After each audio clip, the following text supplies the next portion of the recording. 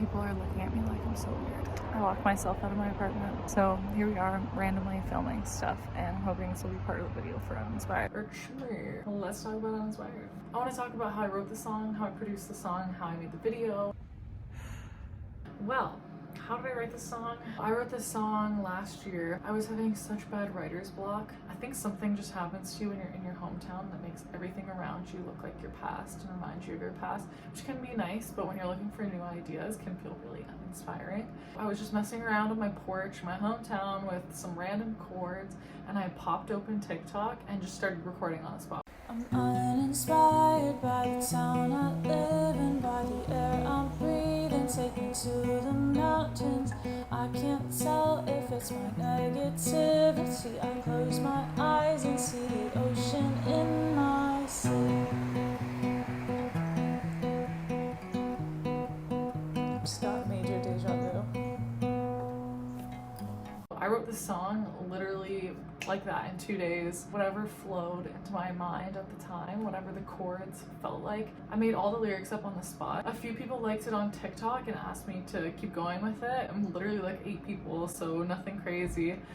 So I just did. I popped open TikTok the next day and did it again. I'm scared of taking chances, burning bridges, simple romances, and dealing with finances. Nothing like the feeling of pure ecstasy, living in the moment, not that I would know it.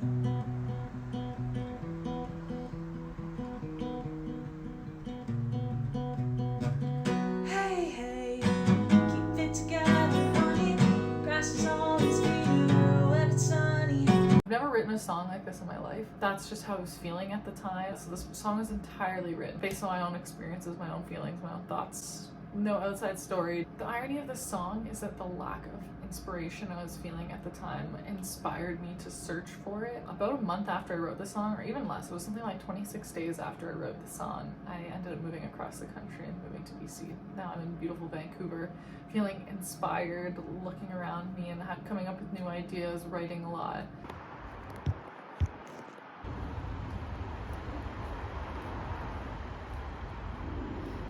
Producing the song. First off, I set the tempo to my own footsteps, which is 126. Apparently that's really fast.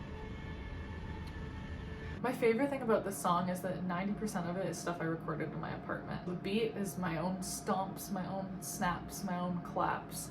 The guitar is all entirely me in my apartment. Then the other 10% is just little things I added to kind of pull out the beat. Honestly, it was a lot harder than making execution. Things that you wouldn't even think, like the claps. I googled how to produce claps for like 3 days. So let me show you some of the things I learned. The first thing I did to make my claps was I just recorded myself clapping where I wanted throughout the whole song. Like some of them were too on beat, so it didn't feel right. So then I recorded a second track of clapping. I didn't clap exactly on time every single time.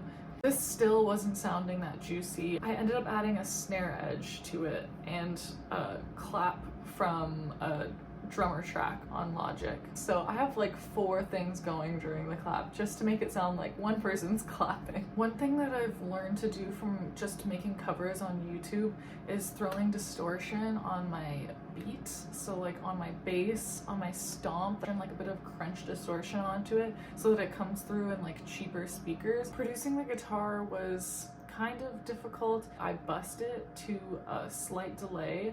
I panned it a little bit to the left and then I bussed the delay to the right slightly, and I found that it gave more of like a stereo effect to the guitar. I saw that on a YouTube video. I did a lot of subtractive EQing on the guitar because my guitar strings really needed to be changed, and there was a lot of like ringing frequencies that really messed with my head. Oh, that was wrong. The de-essers I found were the things that changed my vocals a lot, so I'll show you what I did for that. I found 2 de-essers online for kind of R&B vocals. Then I threw on a female vocal wideband, which is just like a Logic setting, and tweaked it to whatever made my S's sound a little less sharp. I have 3 buses going on my vocals. One is to the Space Designer. I still use the Billy Space Designer. I really like the sound of it, but I only put in a little bit. I put my vocals through an exciter now, and literally just the tiniest bit to give it like a bit of a vocal edge. and I put it through a bit of a delay. Lastly, mixing and mastering. Oh my gosh, that was whack. I found all my mistakes. I had to re-record like 4 parts because they were like clipping. So it took me another week to mix and master. First thing I did was I threw on 2 EQs and both of them were completely subtractive. I think it's because of my guitar. Change your guitar strings more frequently than I do. I do it like once a year. You really should do it more often than that. After that, I threw on a multipressor. I used Slow Attack 4-band for this and played around with the 4 channels. And then I saw this trick online on a YouTube video. I put on a little bit of spread and I started off, I only did it from basically 420 hertz up to 200,000 hertz. From 4% to 14%, so nothing crazy. Then I put on some fat effects, literally just for master. I put it on hard clipping and I left the main like settings that it was in. After that, I threw on a limiter, and this was so hard. This is where I really found where my sound was kind of clipping or maxing out. I currently have 9 dB of gain, and I put an out ceiling of -0.1 with a look ahead of 20 milliseconds, which is what they say is the optimal look ahead, so that's what I had on. Think it's gonna work out? Hopefully. Okay, let's talk about the video. One day in Vancouver, I got locked out of my apartment and I was like, dang, what am I gonna do? I had even stopped for groceries, I had some stuff in my backpack, and it was a really nice day out, so it was a good day for this, but my landlord didn't get back to me for like, I don't know, 2 hours, and by then I had already snuck back into my apartment. Anyway, that's a whole other story. I ended up using an eggnog carton to prop my phone up. What better way to take my video? The concept was to show the irony of being inspired by absolutely nothing at all, because I was probably surrounded by all the resources and all the friends and family and the beautiful things in life that you should be inspired by, and I wasn't finding inspiration. The grass is always greener when it's sunny. It's about your state of mind more than it is about your surroundings. Being able to find inspiration with absolutely nothing at all, just because of your own mentality. It's all about perspective, because Vancouver really isn't all that sunny.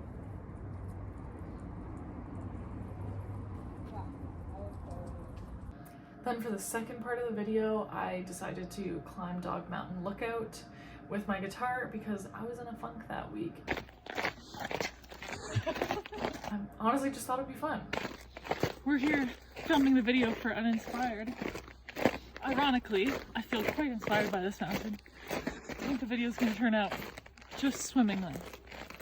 Anxiety, all-time high. Hope we don't fall off the mountain. There's really nothing like climbing a mountain in a skirt when it's cold out, freezing, there's snow on the ground, with a guitar to play a song for a bunch of strangers. Yeah, it gave me a little bit of anxiety, but I did it, and it was really fun, and I felt a lot better afterwards. You're welcome, strangers, for entertaining you and maybe giving you something weird to talk about on your drive home. Hey, hey, bit together, honey. That's all it's been. It's sunny. It's been a long time. I see you like that. Hey, hey, bit together, honey. That's all it's been. It's sunny. It's been a long time. I see you like that.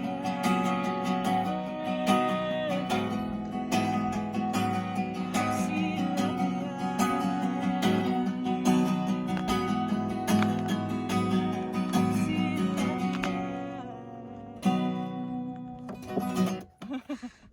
What a silly, goofy time. I feel like a bard. I think I was born to be a bard, and I'm happy doing it. I like to delight your ears. Let me sing you sweet nothings. Anyway, thanks for watching.